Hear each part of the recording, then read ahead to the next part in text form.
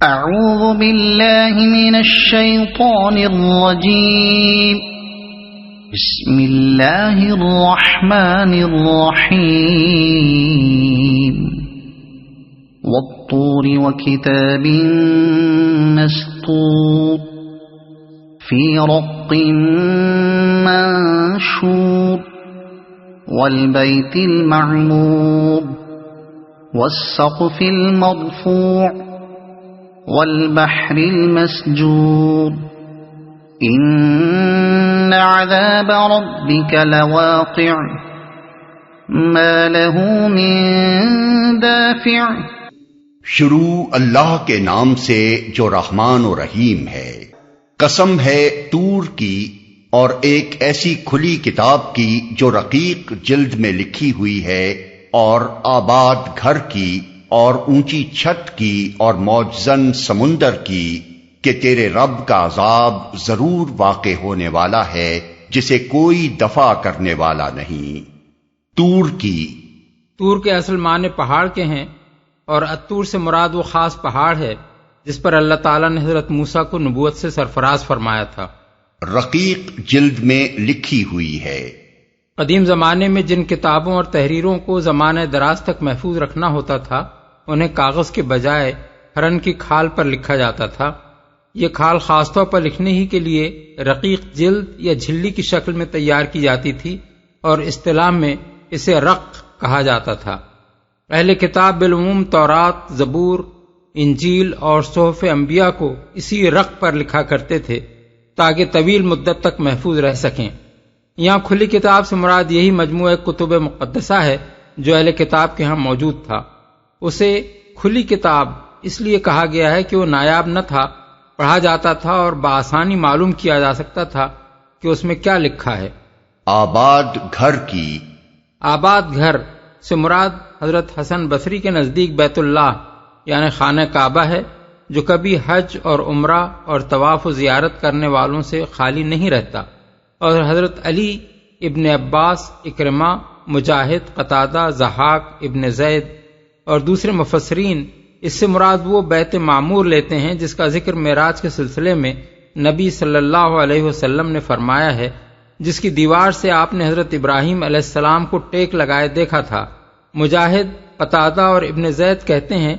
کہ جس طرح خانہ کعبہ اہل زمین کے لیے خدا پرستوں کا مرکز و مرجع ہے، اسی طرح ہر آسمان میں اس کے باشندوں کے لیے ایسا ہی ایک کعبہ ہے جو اللہ تعالیٰ کی عبادت کرنے والوں کے لیے ایسی ہی مرکزیت رکھتا ہے۔ انہی میں سے ایک کعبہ وہ تھا جس کی دیوار سے ٹیک لگائے حضرت ابراہیم علیہ السلام معراج میں نبی صلی اللہ علیہ وسلم کو نظر آئے تھے، اور اس سے حضرت ابراہیم کی مناسبت فطری تھی کیونکہ آپ ہی زمین والے کعبے کے بانی ہیں۔ اس تشریح کو نگاہ میں رکھا جائے تو یہ دوسری تفسیر حضرت حسن بصری کی تفسیر کے خلاف نہیں پڑتی، بلکہ دونوں کو ملا کر ہم یوں سمجھ سکتے ہیں کہ یہاں قسم صرف زمین ہی کے کعبے کی نہیں کھائی گئی ہے، بلکہ اس میں ان تمام کعبوں کی قسم بھی شامل ہے جو ساری کائنات میں موجود ہیں۔ اونچی چھت کی اونچی چھت سے مراد آسمان ہے جو زمین پر ایک قبے کی طرح چھایا ہوا نظر آتا ہے، اور یہاں یہ لفظ پورے عالم بالا کے لیے استعمال ہوا ہے۔ تشریح کے لیے ملاحظہ ہو تفہیم القرآن جلد 5 تفسیر سورہ قاف۔ موجزن سمندر کی اصل میں لفظ البحر المسجور استعمال ہوا ہے، اس کے متعدد معنی بیان کیے گئے ہیں۔ بعض مفسرین نے اس کو آگ سے بھرے ہوئے کے معنی میں لیا ہے، اور بعض اس کو فارغ اور خالی کے معنی میں لیتے ہیں جس کا پانی زمین میں اتر کر غائب ہو گیا ہو۔ بعض اسے محبوس کے معنی میں لیتے ہیں اور اس کا مطلب یہ بیان کرتے ہیں کہ سمندر کو روک کر رکھا گیا ہے تاکہ اس کا پانی زمین میں اتر کر غائب بھی نہ ہو جائے اور خشکی پر چھا بھی نہ جائے کہ زمین کے سب باشندے اس میں غرق ہو جائیں۔ بعض اسے مخلوط کے معنی میں لیتے ہیں جس کے اندر میٹھا اور کھاری، گرم اور سرد ہر طرح کا پانی آ کر مل جاتا ہے، اور بعض اس کو لبریز اور موجزن کے معنی میں لیتے ہیں۔ ان میں سے پہلے 2 معنی تو موقع و محل سے کوئی مناسبت نہیں رکھتے۔ سمندر کی یہ دونوں کیفیات کہ اس کی تہ پھٹ کر اس کا پانی زمین کے اندر اتر جائے اور وہ آگ سے بھر جائے، قیامت کے وقت ظاہر ہوں گی، جیسا کہ سورہ تکویر آیت 6 اور سورہ انفطار آیت 3 میں بیان ہوا ہے۔ یہ آئندہ رونما ہونے والی کیفیات اس وقت موجود نہیں ہیں کہ ان کی قسم کھا کر آج کے لوگوں کو آخرت کے وقوع کا یقین دلایا جائے، اس لیے ان دونوں معنوں کو ساقط کر کے یہاں البحر المسجور کو محبوس، مخلوط اور لبریز و موجزن کے معنی ہی میں لیا جا سکتا ہے۔ کوئی دفع کرنے والا نہیں۔ یہ ہے وہ حقیقت جس پر ان 5 چیزوں کی قسم کھائی گئی ہے۔ رب کے عذاب سے مراد آخرت ہے، چونکہ یہاں اس پر ایمان لانے والے مخاطب نہیں ہیں بلکہ اس کا انکار کرنے والے مخاطب ہیں، اور ان کے حق میں اس کا آنا عذاب ہی ہے، اس لیے اس کو قیامت یا آخرت یا روز جزا کہنے کے بجائے رب کا عذاب کہا گیا ہے۔ اب غور کیجئے کہ اس کے وقوع پر وہ 5 چیزیں کس طرح دلالت کرتی ہیں جن کی قسم کھائی گئی ہے۔ طور وہ جگہ ہے جہاں ایک دبی اور پسی ہوئی قوم کو اٹھانے اور ایک غالب و قاہر قوم کو گرانے کا فیصلہ کیا گیا، اور یہ فیصلہ قانون طبعی یعنی فزیکل لاز کی بنیاد پر نہیں بلکہ قانون اخلاقی یعنی مورل لا اور قانون مکافات یعنی لا آف ریٹریبیوشن کی بنیاد پر تھا۔ اس لیے آخرت کے حق میں تاریخی استدلال کے طور پر طور کو بطور ایک علامت کے پیش کیا گیا ہے۔ مراد یہ ہے کہ بنی اسرائیل جیسی ایک بے بس قوم کا اٹھایا جانا اور فرعون جیسے ایک زبردست فرما روا کا اپنے لشکروں سمیت غرق کر دیا جانا، جس کا فیصلہ ایک سنسان رات میں کوہ طور پر کیا گیا تھا، انسانی تاریخ میں اس امر کی ایک نمایاں ترین مثال ہے کہ سلطنت کائنات کا مزاج کس طرح انسان جیسی ایک ذی عقل و ذی اختیار مخلوق کے معاملے میں اخلاقی محاسبے اور جزائے اعمال کا تقاضا کرتا ہے، اور اس تقاضے کی تکمیل کے لیے ایک ایسا یوم الحساب ضروری ہے جس میں پوری نوع انسانی کو اکٹھا کر کے اس کا محاسبہ کیا جائے۔ کتب مقدسہ کے مجموعے کی قسم اس بنا پر کھائی گئی ہے کہ خداوند عالم کی طرف سے دنیا میں جتنے بھی انبیاء آئے اور جو کتابیں بھی وہ لائے، ان سب نے ہر زمانے میں وہی ایک خبر دی ہے جو محمد صلی اللہ علیہ وسلم دے رہے ہیں، یعنی یہ کہ تمام اگلے پچھلے انسانوں کو ایک دن اثر نو زندہ ہو کر اپنے خدا کے سامنے حاضر ہونا ہے اور اپنے اعمال کے مطابق جزا اور سزا پانی ہے۔ کوئی کتاب آسمانی کبھی ایسی نہیں آئی ہے جو اس خبر سے خالی ہو یا جس نے انسان کو الٹی یہ اطلاع دی ہو کہ زندگی جو کچھ بھی ہے بس یہی دنیا کی زندگی ہے اور انسان بس مر کر مٹی ہو جانے والا ہے، جس کے بعد نہ کوئی حساب ہے نہ کتاب۔ بیت معمور کی قسم اس لیے کھائی گئی ہے کہ خاص طور پر اہل عرب کے لیے اس زمانے میں خانہ کعبہ کی عمارت ایک ایسی کھلی نشانی تھی جو اللہ کے پیغمبروں کی صداقت پر اور اس حقیقت پر کہ اللہ جل شانہ کی حکمت بالغہ اور قدرت قاہرہ ان کی پشت پر ہے سریج شہادت دے رہی تھی۔ ان آیات کے نزول سے 2500 برس پہلے بے آب و گیا اور غیر آباد پہاڑوں میں ایک شخص کسی لاؤ لشکر اور سر و سامان کے بغیر آتا ہے اور اپنی ایک بیوی اور ایک شیرخوار بچے کو بالکل بے سہارا چھوڑ کر چلا جاتا ہے۔ پھر کچھ مدت بعد وہی شخص آ کر اس سنسان جگہ پر اللہ تعالیٰ کی عبادت کے لیے گھر بناتا ہے اور پکار دیتا ہے کہ لوگو آؤ اور اس گھر کا حج کیا کرو۔ اس تعمیر اور اس پکار کو یہ حیرت انگیز مقبولیت حاصل ہوتی ہے کہ وہی گھر تمام اہل عرب کا مرکز بن جاتا ہے۔ اس پکار پر عرب کے ہر گوشے سے لوگ لبیک لبیک کہتے ہوئے کھچے چلے آتے ہیں۔ 2500 برس تک یہ گھر ایسا امن کا گہوارہ بنا رہتا ہے کہ اس کے گرد و پیش سارے ملک میں کچھ تو خون کا بازار گرم ہوتا ہے، مگر اس کے حدود میں آ کر کسی کو کسی پر ہاتھ اٹھانے کی ہمت نہیں ہوتی۔ اور اسی گھر کی بدولت عرب کو ہر سال 4 مہینے ایسے امن کے میسر آ جاتے ہیں جن میں قافلے اطمینان سے سفر کرتے ہیں، تجارت چمکتی ہے اور بازار لگتے ہیں۔ پھر اس گھر کا یہ دبدبہ تھا کہ اس پوری مدت میں کوئی بڑے سے بڑا جبار بھی اس کی طرف آنکھ اٹھا کر نہ دیکھ سکا، اور جس نے یہ جرت کی وہ اللہ کے غضب کا ایسا شکار ہوا کہ عبرت بن کر رہ گیا۔ یہ کرشمہ ان آیات کے نزول سے صرف 45 ہی برس پہلے لوگ اپنی آنکھوں سے دیکھ چکے تھے، اور اس کے دیکھنے والے بہت سے آدمی اس وقت مکہ معظمہ میں زندہ موجود تھے جب یہ آیات اہل مکہ کو سنائی جا رہی تھیں۔ اس سے بڑھ کر کیا چیز اس بات کی دلیل ہو سکتی تھی کہ خدا کے پیغمبر ہوائی باتیں نہیں کیا کرتے۔ ان کی آنکھیں وہ کچھ دیکھتی ہیں جو دوسروں کو نظر نہیں آتی، ان کی زبان پر وہ حقائق جاری ہوتے ہیں جن تک دوسروں کی عقل نہیں پہنچ سکتی۔ وہ بظاہر ایسے کام کرتے ہیں جن کو ایک وقت کے لوگ دیکھیں تو دیوانگی سمجھیں، اور صدیوں بعد کے لوگ انہی کو دیکھ کر ان کی بصیرت پر دنگ رہ جائیں۔ اس شان کے لوگ جب بالاتفاق ہر زمانے میں یہ خبر دیتے رہے ہیں کہ قیامت آئے گی اور حشر و نشر ہوگا، تو اسے دیوانوں کی بڑھ سمجھنا خود دیوانگی ہے۔ اونچی چھت یعنی آسمان اور موجزن سمندر کی قسم اس لیے کھائی گئی ہے کہ یہ دونوں چیزیں اللہ کی حکمت اور اس کی قدرت پر دلالت کرتی ہیں، اور اسی حکمت و قدرت سے آخرت کا امکان بھی ثابت ہوتا ہے اور اس کا وقوع و وجوب بھی۔ آسمان کی دلالت پر ہم اس سے پہلے تفسیر سورہ قاف میں کلام کر چکے ہیں۔ رہا سمندر، تو جو شخص بھی انکار کا پیشگی فیصلہ کیے بغیر اس کو نگاہ غور سے دیکھے گا، اس کا دل یہ گواہی دے گا کہ زمین پر پانی کے اتنے بڑے ذخیرے کا فراہم ہو جانا بجائے خود ایک ایسی کاریگری ہے جو کسی اتفاقی حادثے کا نتیجہ نہیں ہو سکتی۔ پھر اس کے ساتھ اتنی بے شمار حکمتیں وابستہ ہیں کہ اتفاقاً ایسا حکیمانہ نظام قائم ہو جانا ممکن نہیں ہے۔ اس میں بے حد و حساب حیوانات پیدا کیے گئے ہیں جن میں سے ہر نوع کا نظام جسمانی ٹھیک اس گہرائی کے لیے موزوں بنایا گیا ہے جس کے اندر اسے رہنا ہے۔ اس کے پانی کو نمکین بنا دیا گیا ہے تاکہ روزانہ کروڑوں جانور جو اس میں مرتے ہیں ان کی لاشیں سڑ نہ جائیں۔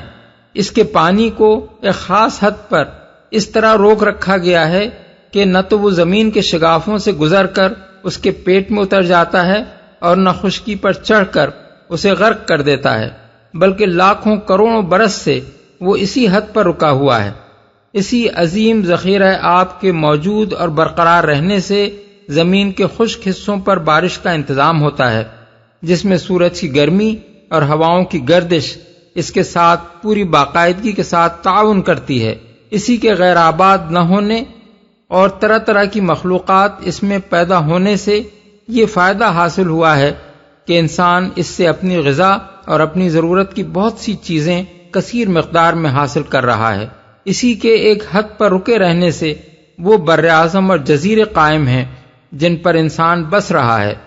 اور اسی کے چند اٹل قواعد کی پابندی کرنے سے یہ ممکن ہوا ہے کہ انسان اس میں جہاز رانی کر سکے۔ ایک حکیم کی حکمت اور ایک قادر مطلق کی زبردست قدرت کے بغیر اس انتظام کا تصور نہیں کیا جا سکتا، اور نہ یہ تصور کیا جا سکتا ہے کہ انسان اور زمین کی دوسری مخلوقات کے مفاد سے سمندر کے اس انتظام کا یہ گہرا تعلق بس الٹپ ہی قائم ہو گیا ہے۔ اب اگر فی الواقع یہ اس امر کی ناقابل انکار شہادت ہے کہ ایک خدا حکیم و قادر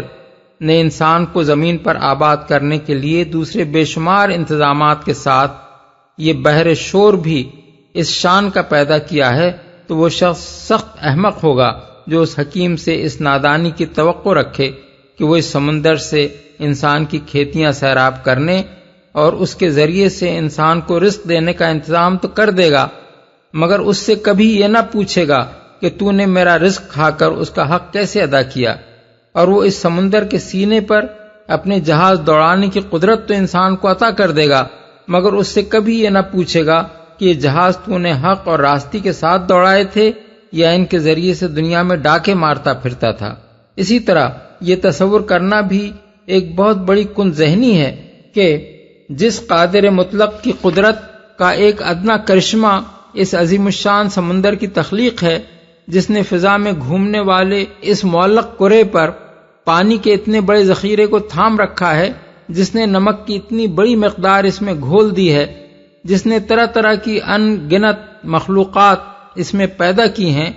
اور ان سب کے رزق رسانی کا انتظام اسی کے اندر کر دیا ہے،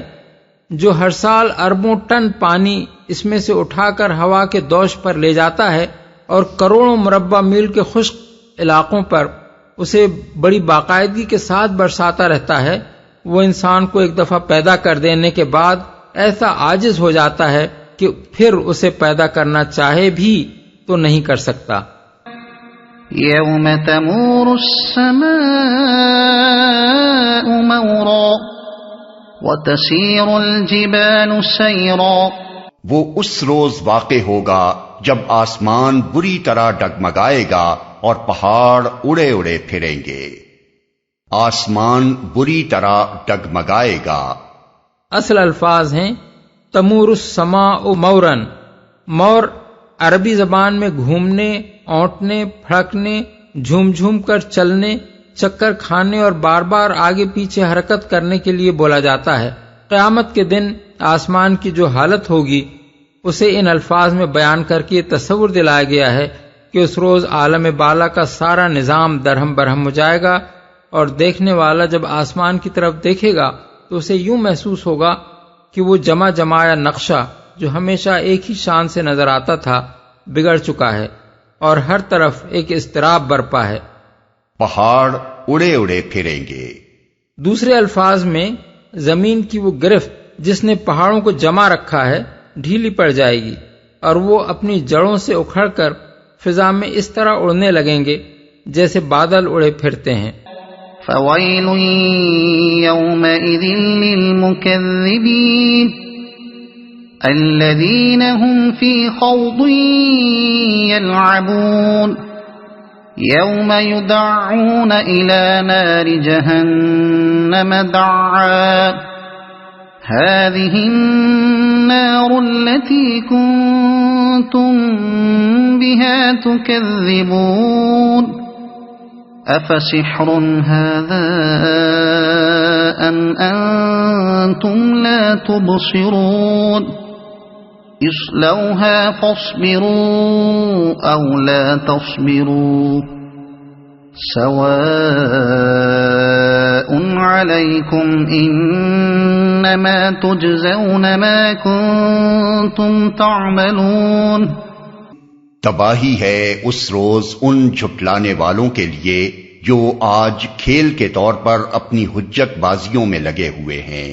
جس دن انہیں دھکے مار مار کر نارے جہنم کی طرف لے چلا جائے گا۔ اس وقت ان سے کہا جائے گا کہ یہ وہی آگ ہے جسے تم جھٹلایا کرتے تھے، اب بتاؤ یہ جادو ہے یا تمہیں سوج نہیں رہا ہے؟ جاؤ اب جھلسو اس کے اندر، تم خواہ صبر کرو یا نہ کرو تمہارے لیے یکساں ہے، تمہیں ویسا ہی بدلہ دیا جا رہا ہے جیسے تم عمل کر رہے تھے۔ حجت بازیوں میں لگے ہوئے ہیں۔ مطلب یہ ہے کہ نبی سے قیامت اور آخرت اور جنت و دوزخ کی خبریں سن کر انہیں مذاق کا موضوع بنا رہے ہیں اور سنجیدگی کے ساتھ ان پر غور کرنے کے بجائے محض تفریحاً ان پر باتیں چھانٹ رہے ہیں۔ آخرت پر ان کی بحثوں کا مقصود حقیقت کو سمجھنے کی کوشش نہیں ہے، بلکہ ایک کھیل ہے جس سے یہ دل بہلاتے ہیں اور انہیں کچھ ہوش نہیں ہے کہ فی الواقع یہ کس انجام کی طرف چلے جا رہے ہیں۔ تمہیں سوج نہیں رہا ہے، یعنی دنیا میں جب رسول تمہیں اس جہنم کے عذاب سے ڈراتے تھے تو تم کہتے تھے کہ یہ محض الفاظ کی جادوگری ہے جس سے ہمیں بیوقوف بنایا جا رہا ہے۔ اب بولو، یہ جہنم جو تمہارے سامنے ہے یہ اسی جادو کا کرشمہ ہے یا اب بھی تمہیں نہ سوجھا کہ واقعی اسی جہنم سے تمہارا پالا پڑ گیا ہے جس کی خبر تمہیں دی جا رہی تھی؟ ان المتقین فی جنات ونعیم فاکہین بما آتاہم ربهم ووقاہم ربهم عذاب الجحیم۔ متقی لوگ وہاں باغوں اور نعمتوں میں ہوں گے، لطف لے رہے ہوں گے ان چیزوں سے جو ان کا رب انہیں دے گا، اور ان کا رب انہیں دوزخ کے عذاب سے بچا لے گا۔ متقی لوگ یعنی وہ لوگ جنہوں نے انبیاء کی دی ہوئی خبر پر ایمان لا کر دنیا ہی میں اپنا بچاؤ کر لیا اور ان افکار و اعمال سے پرہیز کیا جن سے انسان جہنم کا مستحق بنتا ہے۔ عذاب سے بچا لے گا۔ کسی شخص کے داخل جنت ہونے کا ذکر کر دینے کے بعد پھر دوزخ سے اس کے بچائے جانے کا ذکر کرنے کی بظاہر کوئی حاجت نہیں رہتی،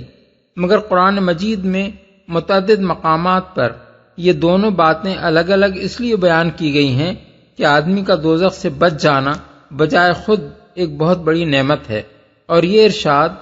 کہ اللہ نے ان کو عذاب دوزخ سے بچا لیا دراصل اشارہ ہے اس حقیقت کی طرف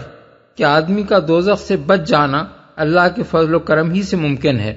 ورنہ بشری کمزوریاں ہر شخص کے عمل میں ایسی ایسی خامیاں پیدا کر دیتی ہیں کہ اگر اللہ اپنی فیاضی سے ان کو نظر انداز نہ فرمائے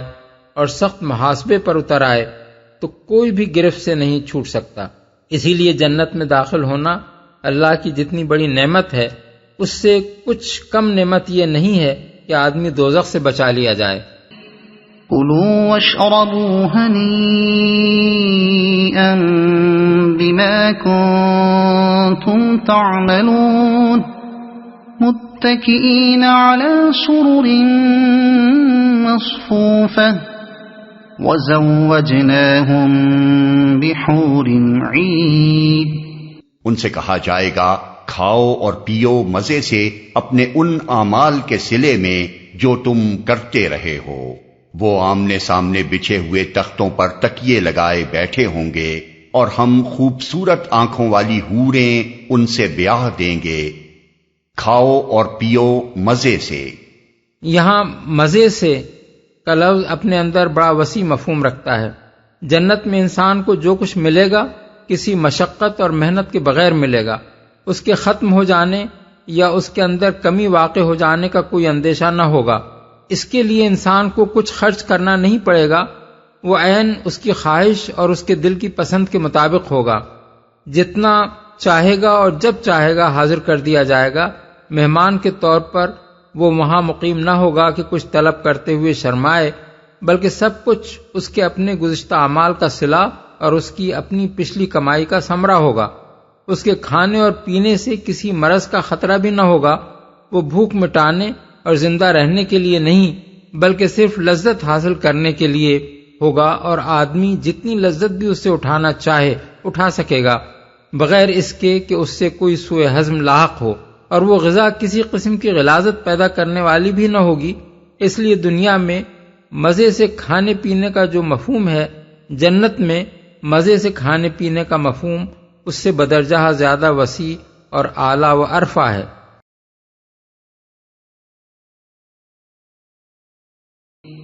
والذین آمنوا واتبعتهم ذریتهم بإیمان ألحقنا بهم ذریتهم وما ألتناهم من عملهم من شيء كل امرئ بما كسب رهين وَأَمْدَدْنَاهُمْ بِفَاكِهَةٍ وَلَحْمٍ مِّمَّا يَشْتَهُونَ۔ جو لوگ ایمان لائے ہیں اور ان کی اولاد بھی کسی درجہ ایمان میں ان کے نقش قدم پر چلی ہے، ان کی اس اولاد کو بھی ہم جنت میں ان کے ساتھ ملا دیں گے اور ان کے عمل میں کوئی گھاٹا ان کو نہ دیں گے۔ ہر شخص اپنے کسب کے عوض رہن ہے۔ ہم ان کو ہر طرح کے پھل اور گوشت جس چیز کا بھی ان کا جی چاہے گا خوب دیے چلے جائیں گے، کوئی گھاٹا ان کو نہ دیں گے۔ یہ مضمون اس سے پہلے سورہ رعد آیت 23 اور سورہ مومن آیت 8 میں بھی گزر چکا ہے، مگر یہاں ان دونوں مقامات سے بھی زیادہ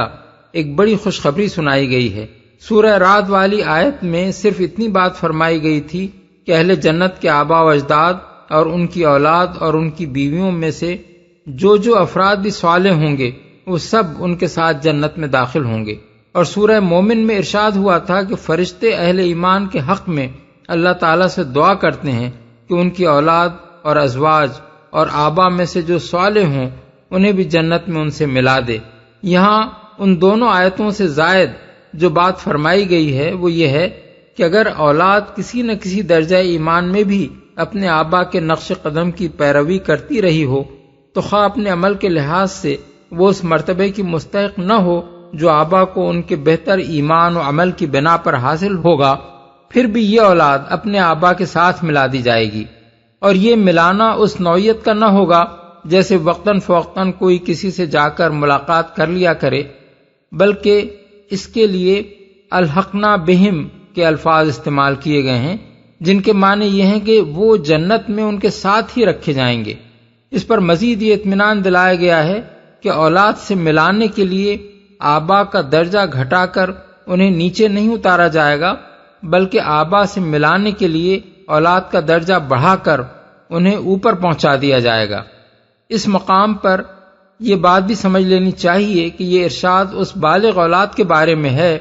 جس نے سن رشد کو پہنچ کر اپنے اختیار اور ارادے سے ایمان لانے کا فیصلہ کیا ہو اور جو اپنی مرضی سے اپنے صالح بزرگوں کے نقش قدم پر چلی ہو۔ رہی ایک مومن کی وہ اولاد جو سن رشد کو پہنچنے سے پہلے ہی مر گئی ہو تو اس کے معاملے میں کفر و ایمان اور طاعت و معصیت کا سرے سے کوئی سوال ہی پیدا نہیں ہوتا، اسے تو ویسے ہی جنت میں جانا ہے اور اس کے آبا کی آنکھیں ٹھنڈی کرنے کے لیے انہی کے ساتھ رکھا جانا ہے۔ کسب کے عوض رہن ہے۔ یہاں رہن کا استعارہ بہت معنی خیز ہے۔ ایک شخص اگر کسی سے کچھ قرض لے اور قرض دینے والا اپنے حق کی ادائیگی کے لیے ضمانت کے طور پر اس کی کوئی چیز اپنے پاس رہن رکھ لے تو جب تک وہ قرض ادا نہ کر دے اس وقت تک فک رہن نہیں ہو سکتا، اور اگر مدت مقررہ گزر جانے پر بھی وہ فک رہن نہ کرائے تو شے مرہونہ ضبط ہو جاتی ہے۔ انسان اور خدا کے درمیان معاملے کی نوعیت کو یہاں اسی صورت معاملہ سے تشبیہ دی گئی ہے۔ خدا نے انسان کو جو سر و سامان، جو طاقتیں اور صلاحیتیں اور جو اختیارات دنیا میں عطا کیے ہیں وہ گویا ایک قرض ہے جو مالک نے اپنے بندے کو دیا ہے، اور اس قرض کی ضمانت کے طور پر بندے کا نفس خدا کے پاس رہن ہے۔ بندہ اس سر و سامان اور ان قوتوں اور اختیارات کو صحیح طریقے سے استعمال کر کے اگر وہ نیکیاں کمائے جن سے یہ قرض ادا ہو سکتا ہو تو وہ شے مرہونہ یعنی اپنے نفس کو چھڑا لے گا، ورنہ اسے ضبط کر لیا جائے گا۔ پچھلی آیت کے معنی بعد یہ بات اس لیے ارشاد فرمائی گئی ہے کہ مومنین صالحین خواہ بجائے خود کتنے ہی بڑے مرتبے کے لوگ ہوں، ان کی اولاد کا فک رہن اس کے بغیر نہیں ہو سکتا کہ وہ خود اپنے کسب سے اپنے نفس کو چھڑائے۔ باپ دادا کی کمائی اولاد کو نہیں چھڑا سکتی، البتہ اولاد اگر کسی درجے کے بھی ایمان اور اتباع صالحین سے اپنے آپ کو چھڑا لے جائے تو پھر یہ اللہ کا فضل اور اس کا کرم ہے کہ جنت میں وہ اس کو نیچے کے مرتبوں سے اٹھا کر اونچے مراتب میں باپ دادا کے ساتھ لے جا کر ملا دے۔ باپ دادا کی نیکیوں کا یہ فائدہ تو اولاد کو مل سکتا ہے، لیکن اگر وہ اپنے کسب سے اپنے آپ کو دوزخ کا مستحق بنا لے تو یہ کسی طرح ممکن نہیں ہے کہ باپ دادا کی خاطر اسے جنت میں پہنچا دیا جائے۔ اس کے ساتھ یہ بات بھی اس آیت سے نکلتی ہے کہ کم درجے کی نیک اولاد کا بڑے درجے کے نیک آبا سے لے جا کر ملا دیا جانا دراصل اس اولاد کے کسب کا نتیجہ نہیں ہے بلکہ ان آبا کے کسب کا نتیجہ ہے۔ وہ اپنے عمل سے اس فضل کے مستحق ہوں گے کہ ان کے دل خوش کرنے کے لیے ان کی اولاد کو ان سے لا ملایا جائے۔ اسی وجہ سے اللہ ان کے درجے گھٹا کر انہیں اولاد کے پاس نہیں لے جائے گا بلکہ اولاد کے درجے بڑھا کر ان کے پاس لے جائے گا تاکہ ان پر خدا کی نعمتوں کے اتمام میں یہ کسر باقی نہ رہ جائے کہ اپنی اولاد سے دوری ان کے لیے باعث اذیت ہو۔ پھل اور گوشت۔ اس آیت میں اہل جنت کو مطلقاً ہر قسم کا گوشت دیے جانے کا ذکر ہے، اور سورہ واقعہ آیت 21 میں فرمایا گیا ہے کہ پرندوں کے گوشت سے ان کی تواضع کی جائے گی۔ اس گوشت کی نوعیت ہمیں ٹھیک ٹھیک معلوم نہیں ہے، مگر جس طرح قرآن کی بعض تصریحات اور بعض احادیث میں جنت کے دودھ کے متعلق بتایا گیا ہے کہ وہ جانوروں کے تھنوں سے نکلا ہوا نہ ہوگا، اور جنت کے شہد کے متعلق بتایا گیا ہے کہ وہ مکھیوں کا بنایا ہوا نہ ہوگا، اور جنت کی شراب کے متعلق بتایا گیا ہے کہ وہ پھلوں کو سڑا کر کشید کی ہوئی نہ ہوگی، بلکہ اللہ کی قدرت سے یہ چیزیں چشموں سے نکلیں گی اور نہروں میں بہیں گی۔ اس سے یہ قیاس کیا جا سکتا ہے کہ جنت کا گوشت بھی جانوروں کا ذبیحہ نہ ہوگا، بلکہ یہ بھی قدرتی طور پر پیدا ہوگا۔ جو خدا زمین کے مادوں سے براہ راست دودھ اور شہد اور شراب پیدا کر سکتا ہے، اس کی قدرت سے یہ بعید نہیں ہے کہ انہی مادوں سے ہر طرح کا لذیذ ترین گوشت پیدا کر دے جو جانوروں کے گوشت سے بھی اپنی لذت میں بڑھ کر ہو۔ يتنازعون فيها كأسا لا لغو فيها ولا تأثيم ويطوف عليهم غلمان لهم كأنهم لؤلؤ مكنون۔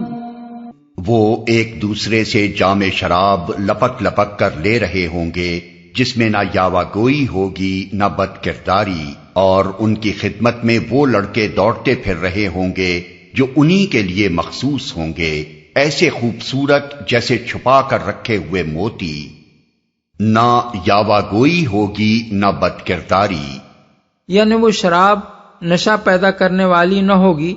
کہ اسے پی کر وہ بدمست ہوں اور بیہودہ بکواس کرنے لگیں، یا گالم گلوچ اور دھول دھپے پر اتر آئیں، یا اس طرح کی فحش حرکات کرنے لگیں جیسے دنیا کی شراب پینے والے کرتے ہیں، جو انہی کے لیے مخصوص ہوں گے۔ یہ نقطہ قابل غور ہے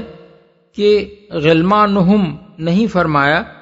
بلکہ غلمان لہم فرمایا ہے۔ اگر غلمانہم فرمایا جاتا تو اس سے یہ گمان ہو سکتا تھا کہ دنیا میں ان کے جو خادم تھے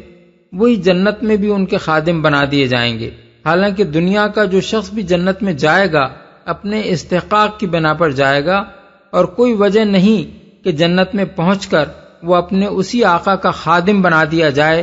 جس کی خدمت وہ دنیا میں کرتا رہا تھا، بلکہ یہ بھی ہو سکتا ہے کہ کوئی خادم اپنے عمل کی وجہ سے اپنے مخدوم کی بنسبت زیادہ بلند مرتبہ جنت میں پائے، اس لیے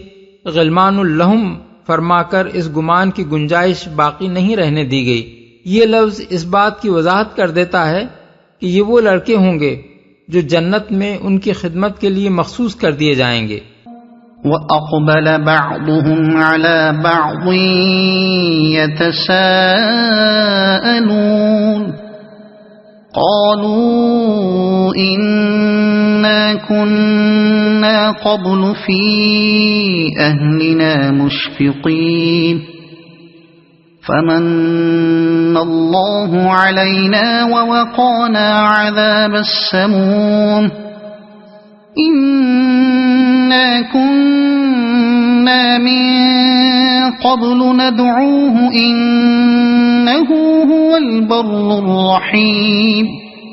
یہ لوگ آپس میں ایک دوسرے سے دنیا میں گزرے ہوئے حالات پوچھیں گے، یہ کہیں گے ہم پہلے اپنے گھر والوں میں ڈرتے ہوئے زندگی بسر کرتے تھے، آخر کار اللہ نے ہم پر فضل فرمایا اور ہمیں جھلسا دینے والی ہوا کے عذاب سے بچا لیا۔ ہم پچھلی زندگی میں اسی سے دعائیں مانگتے تھے، وہ واقعی بڑا ہی محسن اور رحیم ہے۔ ڈرتے ہوئے زندگی بسر کرتے تھے، یعنی ہم وہاں عیش میں منہمک اور اپنی دنیا میں مگن ہو کر غفلت کی زندگی نہیں گزار رہے تھے، بلکہ ہر وقت ہمیں یہ دھڑکا لگا رہتا تھا کہ کہیں ہم سے کوئی ایسا کام نہ ہو جائے جس پر خدا کے ہاں ہماری پکڑ ہو۔ یہاں خاص طور پر اپنے گھر والوں کے درمیان ڈرتے ہوئے زندگی بسر کرنے کا ذکر اس لیے کیا گیا ہے کہ آدمی سب سے زیادہ جس وجہ سے گناہوں میں مبتلا ہوتا ہے وہ اپنے بال بچوں کو عیش کرانے اور ان کی دنیا بنانے کی فکر ہے، اسی کے لیے وہ حرام کماتا ہے، دوسروں کے حقوق پر ڈاکے ڈالتا ہے اور طرح طرح کی ناجائز تدبیریں کرتا ہے۔ اسی بنا پر اہل جنت آپس میں کہیں گے کہ خاص طور پر جس چیز نے ہمیں عاقبت کی خرابی سے بچایا وہ یہ تھی کہ اپنے بال بچوں میں زندگی بسر کرتے ہوئے ہمیں ان کو عیش کرانے اور ان کا مستقبل شاندار بنانے کی اتنی فکر نہ تھی جتنی اس بات کی تھی کہ ہم ان کی خاطر وہ طریقے نہ اختیار کر بیٹھیں جن سے ہماری آخرت برباد ہو جائے، اور اپنی اولاد کو بھی ایسے راستے پر نہ ڈال جائیں جو ان کو عذاب الہی کا مستحق بنا دے۔ جھلسا دینے والی ہوا۔